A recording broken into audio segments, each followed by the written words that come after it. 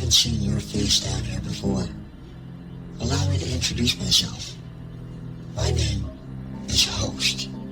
That's H-O-S-T. It's nice to see a new face here. You know, I once had a face. It was pleasant, much like yours. And then, he took it from me. But that's a story for another time. Speaking of stories, would you like to hear one? That is what my job is, you see.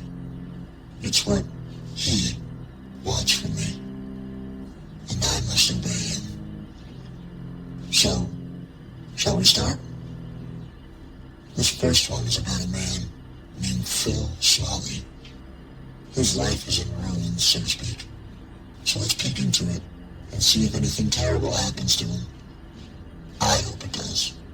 Well, without further ado, let's tell a story.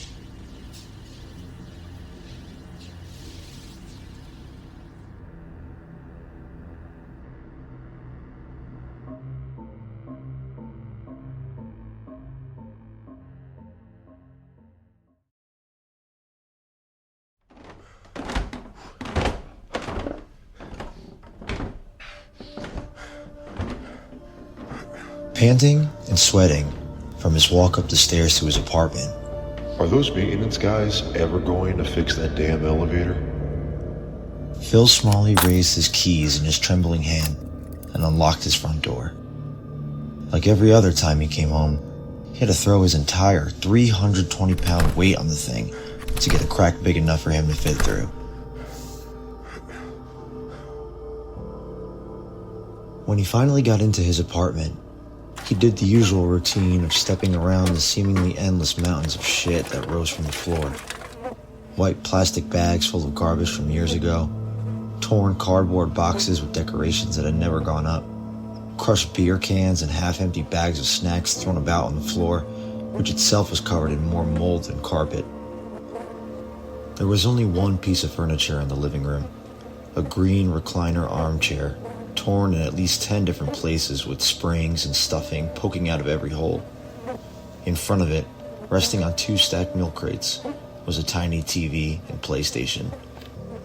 Grunting and groaning with every step, Phil made his way over to the armchair and plopped himself down on it.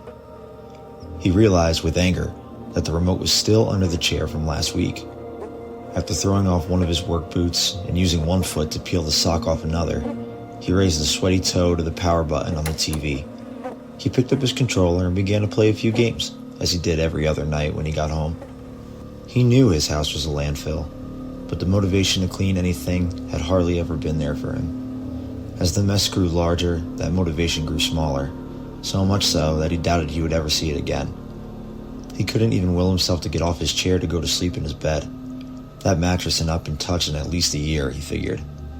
Instead, he had a pillow and blanket, both stained so much they were practically the opposite colors they had been when he bought them, that he cuddled with every night when he slept. He had no friends, he had no family. He had a crappy little dishwashing job not too far from this little nest he lived in, but nobody talked to him there. No women in his life either. Did he want to date? Sure. But how would he ever be able to get a woman back here without her running full speed in the opposite direction? Phil Smalley's stomach growled. Usually, he'd snack something to eat at work, but there wasn't enough time for the cooks to set anything aside for him in that evening's dinner rush. Hungry and unable to help himself, he reached a large arm to the side of his chair and grabbed an open bag of corn chips from one of the piles of junk. He had bought them a few days ago. Bon appetit, he thought bitterly, and threw a handful of stale Fritos into his mouth.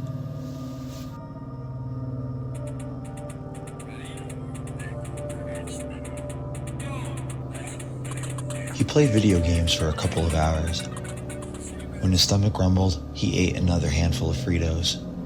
When he had a piss, he found whatever open cup or can was closest to him and relieved himself into it. He hadn't used the only bathroom in the place since he had a little accident on the toilet seat 4 months ago. He still hadn't cleaned that mess up. After pausing one of his games, Phil grit his teeth and brought himself up to his feet, and stumbled his way into the kitchen. He opened up the fridge, holding his breath as he did so as to not get sick from smelling all the rotten food inside, and brought out a couple 40-ounce bottles of beer. Clutching them tightly in his fat hands, he brought them back to his pea soup-colored throne in front of the television and started guzzling them down. Drinking was the only way he could fall asleep now. He used to watch TV, but the cable had gone out recently, so there was nothing to distract him from the army of flies that buzzed around his head as he tried to rest. When he was drunk, he didn't care about the flies. Perhaps mercifully, when he was drunk, he didn't care about anything. There was nothing that really triggered this lifestyle of Phil's. He had always been a bit of a messy kid growing up, sure, but he figured no kids ever wanted to actually clean their rooms. When he was in his 20s, his first couple of apartments had been abused pretty badly, but not nearly as badly as this one had been. Phil moved into this place when he turned 34, and by then he had been working as a dishwasher at the hotel a few miles down the road. Dishwashing wasn't his first choice for a job. There were plenty of other things he'd much prefer to do, but he was familiar with it all, familiar with the staff, and the pay was just enough for him to get by. Besides, starting at a new place would be such a pain. New stuff to learn, new people to meet and not make friends with, a whole new life. As boring as it could be at times, Phil liked his little life. The endless amount of insects that had made their home in his apartment didn't bother him too bad. The variety of moles and fungi on the floors and walls were things he never even thought about. In the winter, when the mice came in, he paid no mind to their scurrying. He was at peace as his home crumbled around him. However, there was something that had troubled that peace all day today.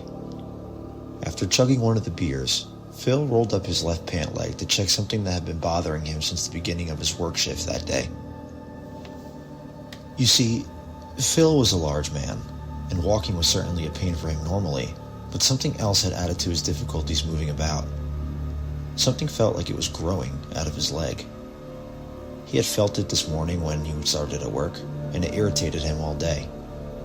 When he bent down, a pretty challenging feat for him in itself, to feel around to check what it was, he found it was rather large and hard. Way too hard for it to be something like a bruise or a scab.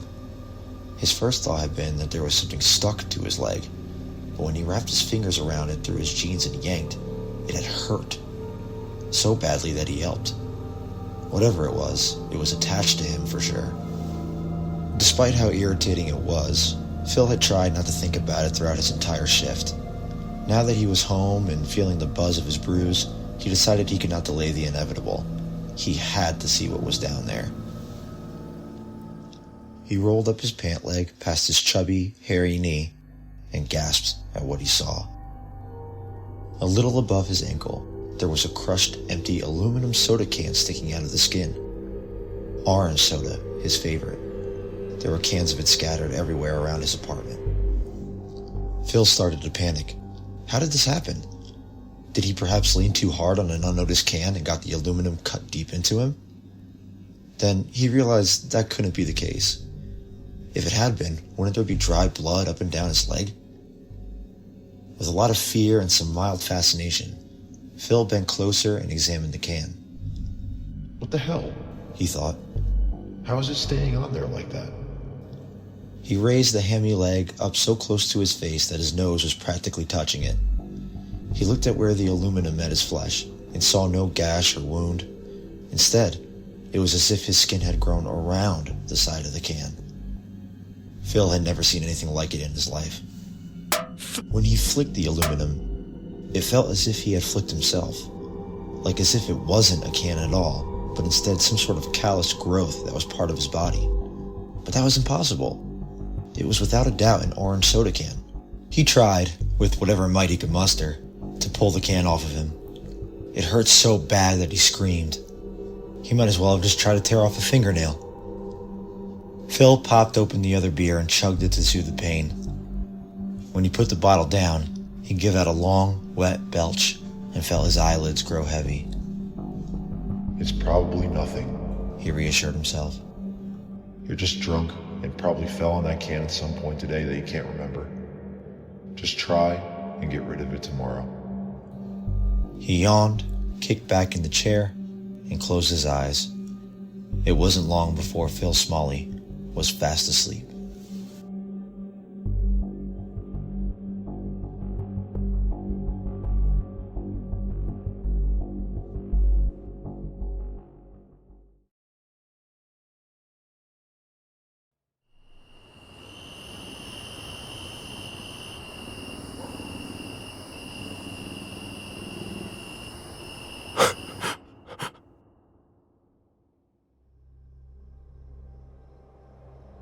In the middle of the night, he awoke with a jolt. He had been having a crazy nightmare about being stuck in a giant landfill, unable to find his way out. Heaps of trash the size of skyscrapers had been all around him, giant buzzards flying high above, circling him, eager to make him their next meal. He wiped his brow. As he did so, something more than just his hand rubbed against his face. Whatever it was crinkling loudly. He held his hand up to the light of the TV and gasped at what he saw. It was the bag of corn chips that he had eaten out of earlier. It was stuck to the back of his palm, the same exact way the can was stuck to his leg. Just like with the can, Phil tugged at the bag, but the harder he did so, the more it hurt. He sobbed when he realized he was now bleeding. This bag had become part of his hand, just as the can had become part of his leg. What in the hell was going on? He stood up and started pacing, afraid to look down at his hand. Staring up at the ceiling and gritting his teeth, he finally gave the bag one huge tug. The bag ripped away, but the pain was so intense that Phil fell to the floor. Blood ran down his arm in ribbons. He screamed and writhed and cried. Spittle ran down his chin as he heaved. His vision started to darken, and he panicked upon realizing he was going to pass out. When he raised his other unwounded hand to his face to pinch it, This has got to be a dream. Just pinch yourself. I have to be dreaming. he found that the middle and index finger of this hand were now bound together by a gum wrapper. He tried to pull them apart, but they were just as resistant as the bag in his hand had just been. Covered in blood and frightened, he could have walked out of his apartment and went to get help. But this was Phil Smalley. As always, instead of doing the right thing, he did the easy thing and curled back up onto his ragged chair. The endless number of flies that had made his apartment their home buzzed around his head. Although they didn't usually bother him, he found them infuriating now.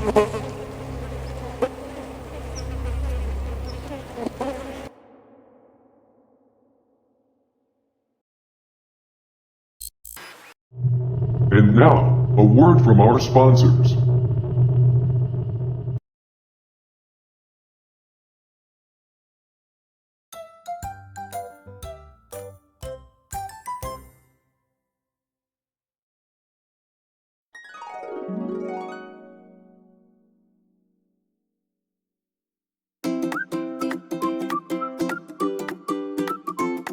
Sink your teeth into something scrumptious. Are you tired of the same old boring snack food? Look no further. With Moonie Bites, creamy white chocolate coats crispy milk chocolate underneath. Expert chocolatiers have tirelessly worked to bring you the most delicious piece of candy you'll ever eat. We at Moonie Food give our guarantee that this brand new snack is out of this world. You will never want to stop eating it. Head on down to your local store and buy some today.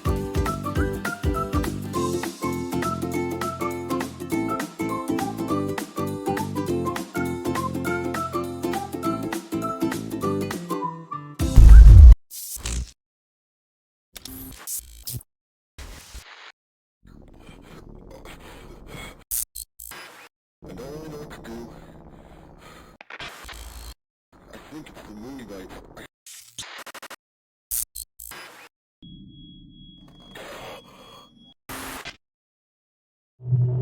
Now, back to your regularly scheduled programming.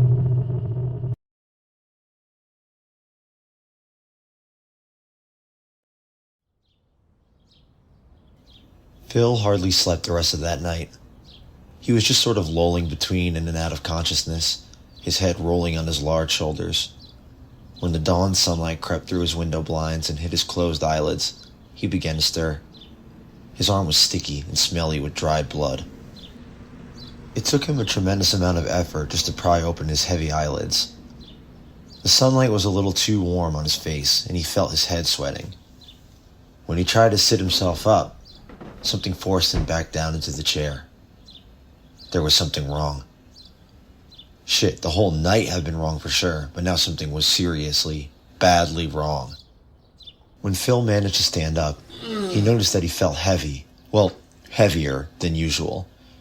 Yeah, he was a big guy in general, and he knew that, but this was something different. It felt like his head had grown larger or something, like as if he were wearing some sort of helmet. It was then that he remembered the can on his leg and the bag on his hand, and he panicked. Phil Smalley moved faster than he had in years, rushing to the bathroom and shoving the door open with such force that one of the hinges blew out of the door frame. He looked into his grease-stained mirror, and a monstrosity looked back at him. The entire left side of his face was now no longer made up of skin, but of bits and pieces of trash. The top part of his head was made up of more crushed cans, the forehead crumpled newspapers. His ear was gone, replaced with a flopping and dripping rotted banana peel. The top of a water bottle jutted out of his cheek and was oozing old brown water. Around his eye was a spring that he recognized from the chair he had just got up from. The left side of his mouth was fused shut with plastic, his large and livery lips gone, replaced with garbage. He screamed as he looked at himself. He screamed his throat raw. No more putting it off. He thought. No more. You gotta go get help right now. When he turned to leave, he tripped and fell to the floor in a loud thud. He looked down and saw, with another shock of terror, that his left leg was now no longer a leg, but a hunk of rotten, splintered wood that looked much like the cabinets below the bathroom sink. What is happening to me? He tried to ask himself, but it came out only as a raspy whisper, suffocated behind more garbage erupting from his neck. He dragged himself back into the living room. As he did, he noticed that any of the trash he had thrown about the place was now following him like metal to a magnet. Stale chips, pieces of unfinished sandwiches, thrown about change, burst pens, styrofoam takeout boxes. All were dragging themselves towards him. As soon as they touched his body, he felt them fuse with him, little leeches that latched onto him hungrily. A half-eaten apple from 2 weeks ago rolled over and jumped onto his right cheek by itself. A receipt from a fast food place launched itself onto the end of his chin. Phil Smalley was being devoured by his own home, his own mess.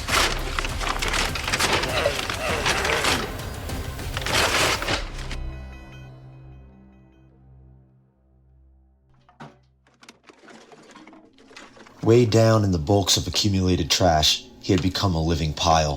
One outstretched arm was all he had to drag him across the floor towards the door. All he had to do was open it up and scream for help, and he was sure someone would come and fix this, sure that he could somehow get past whatever was happening to him, and go right back to his little schedule, go right back to sitting down on his armchair and playing games and drinking beer until he passed out. He got to the door and strained to grab its knob. Even more garbage from around the apartment came rushing towards him, as if it was all aware of what he was doing and trying to stop him. His fingertips brushed the knob, and then his arm collapsed onto the door, shaking and exhausted. Trash jumped onto it eagerly. Desperate, Phil began to punch the door repeatedly. Adrenaline rushed through him. The wood of the door began to splinter around the knob as he pummeled it. Paint chips snowed down on him and freckled the remaining skin left visible on his arm. And that was when he heard a noise. No. He thought. Oh no. Phil looked behind him and saw that his pea-soup green chair, his throne in his personal kingdom of chaos, was slowly coming towards him, its small wooden legs scraping the floor. All on its own, dragging itself across the floor, the chair came towards him quicker and quicker. Phil punched harder and harder, looking back and forth towards the door and the chair, the door, the chair. He turned just in time to watch the old piece of furniture lift up off the floor and launch itself towards him. Phil screamed and gave one last hard punch. The door bashed open. I got it. He pushed his front door open wide and began to crawl out. He looked back for just a moment as the chair descended upon him like a great green coffin. The threads and springs of his favorite piece of furniture wrapped into the skin. He closed his eyes shut, wishing this would just end.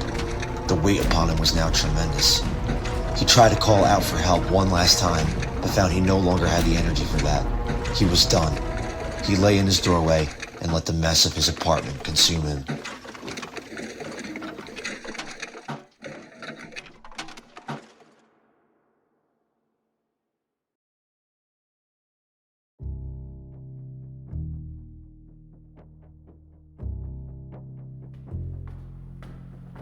Two college girls that lived in the apartment down the hall walked past Phil Smalley's wide open door.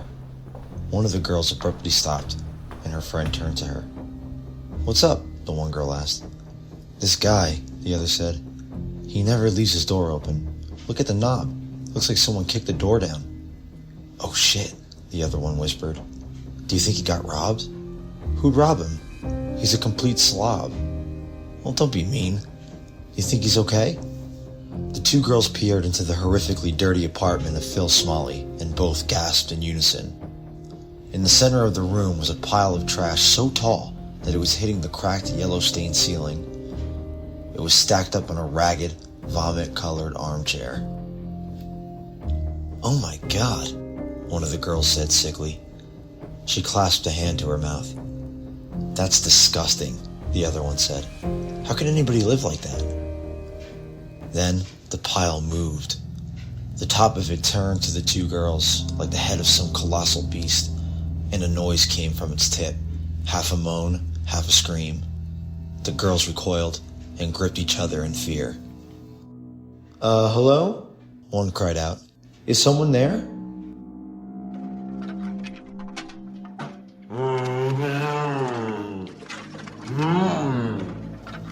The pile replied. "Oh my God, Lacey," the other girl said. "I think there's someone in there."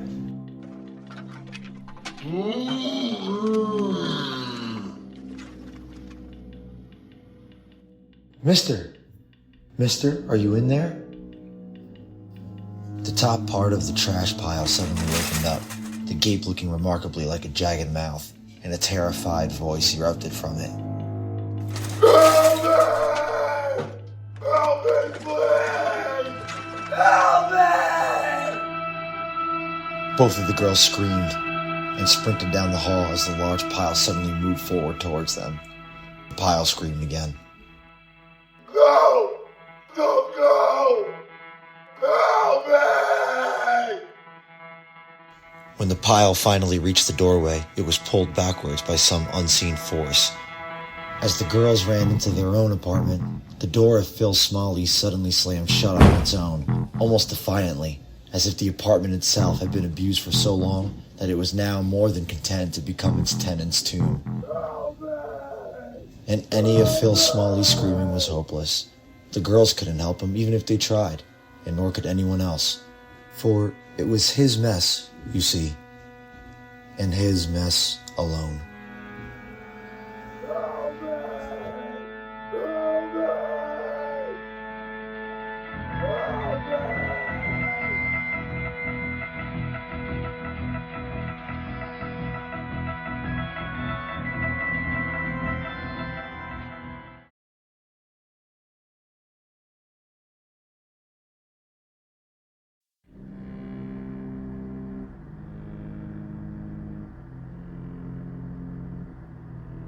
There you have it. The first of many, or so we hope. He has informed me that he would like you to come back for another one, sometime soon. Between you and I have to ask you, did you find anything while listening? If you did, maybe keep it in mind going forward. Well, go on then. I'll be here for you next time, as if I ever had the choice not to be.